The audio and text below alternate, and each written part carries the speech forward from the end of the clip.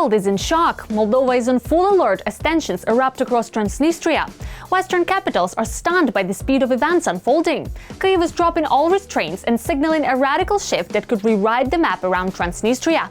The world is holding its breath as questions explode. Are Ukrainian forces closing in on Moldova's border? Ukraine's foreign ministry has issued statements that send a chill through diplomatic circles, fueling fears of a major regional escalation. What will happen next? Let's talk about it. Hello, this is Ukraine Today. Maria Farafonova here with the latest updates. Right now, the situation is shifting dramatically. Could this be the beginning of an operation to liberate Transnistria? Ukrainian forces have reportedly made a move forward, laying mines along border areas and reinforcing reserves. This is being reported by several Ukrainian media outlets, citing servicemen from the 120th Separate Territorial Defense Brigade of the Armed Forces of Ukraine. In addition to mines, Egoza barbed wire is being installed, as well as autonomous video surveillance and warning systems along the entire length of the border. According to the West Operational Command, additional units of mechanized troops with armored vehicles are being deployed on the border with the unrecognized PMR to strengthen the defense forces in this direction. And all of this comes amid increasingly assertive moves from Moldova itself. For the first time since 2003, Chisinau has presented partners with a clear plan to restore territorial integrity, full demilitarization and democratization of the Russia-controlled region. Waiting for Transnistria in exchange for EU accession is no longer an option. The move has been made. Putin is being cornered. Moldova plans to put the de facto authorities of the region in such a framework and apply such economic measures that will force it to fulfill Chisinau's demands step by step. The plan is highly assertive. Chisinau is no longer waiting and is taking control directly. Without coordination with Tiraspol, its own taxes, regulation and standards are being extended straight into Transnistria. This approach was tested last year and it already began to disrupt the old system. The world is watching closely. In addition to the whip, Moldova also prepares gingerbread. To help Transnistria and its businesses and taxpayers comply with the new rules, Chisinau plans to create a special convergence fund, which will be filled with national and international contributions. But this money will go only in exchange for political concessions from Tiraspol. And the key point, Chisinau sees the only path forward through close cooperation with European and transatlantic partners. The strategy relies on strong international pressure to force Russia to withdraw its troops, as well as a reboot of the so-called peacekeeping mission in the region with full demilitarization.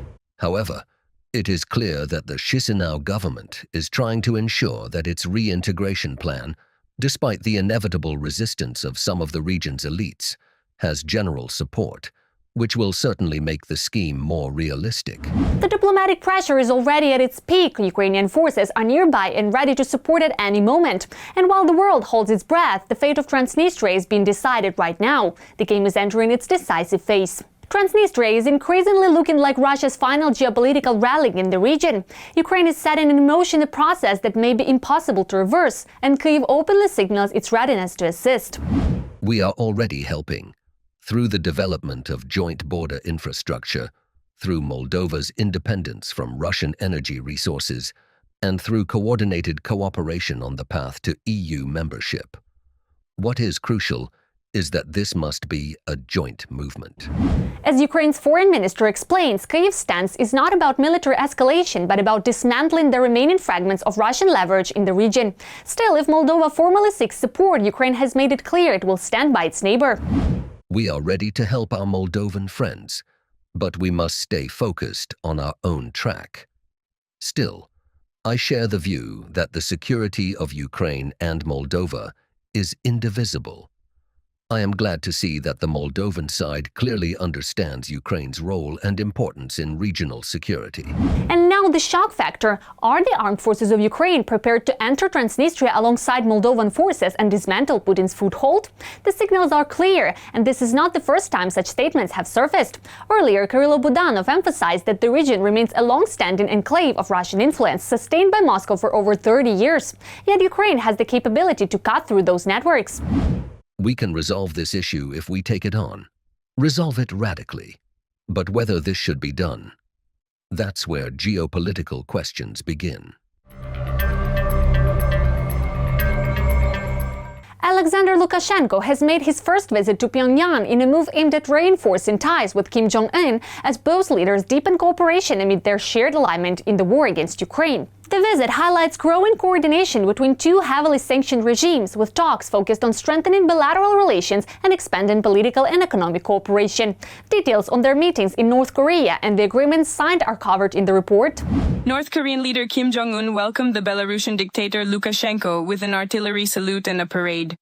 The two sides signed an agreement on friendship and cooperation. The document provides for deepening political and economic cooperation against the backdrop of global instability. Analysts believe that North Korea and Belarus are increasingly integrating into China's global geopolitical project to create the so-called multipolar world. At the same time, Pyongyang already has a similar agreement with Russia, which has become the basis for military cooperation, including the deployment of North Korean soldiers to fight against Ukraine.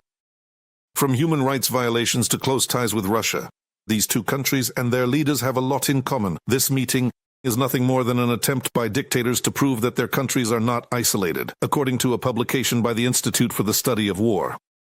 The negotiations took place in Pyongyang, where both sides emphasized the need to strengthen cooperation.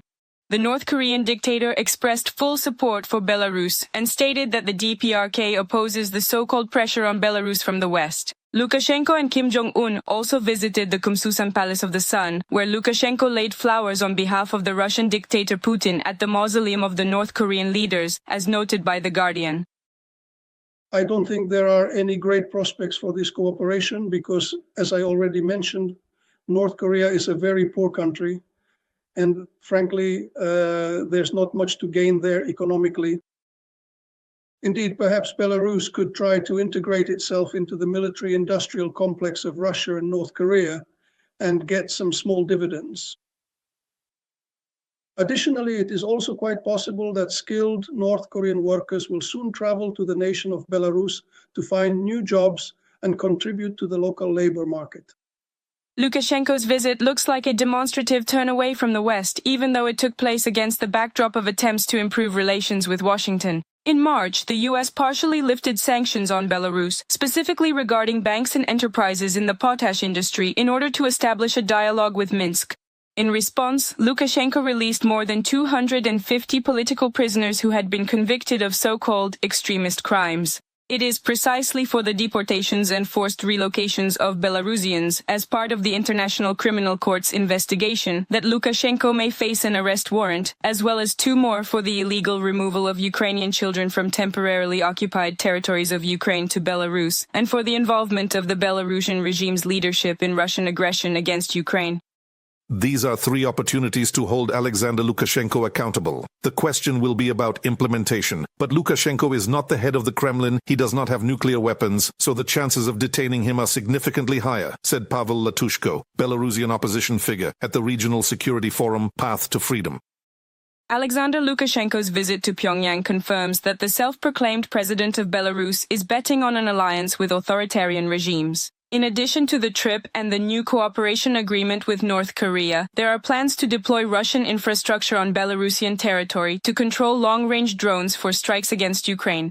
This was reported by the president of Ukraine, Volodymyr Zelensky. Thus, Belarus is increasingly becoming part of the military-political alliance of Russia, Iran, and North Korea, which opposes the West.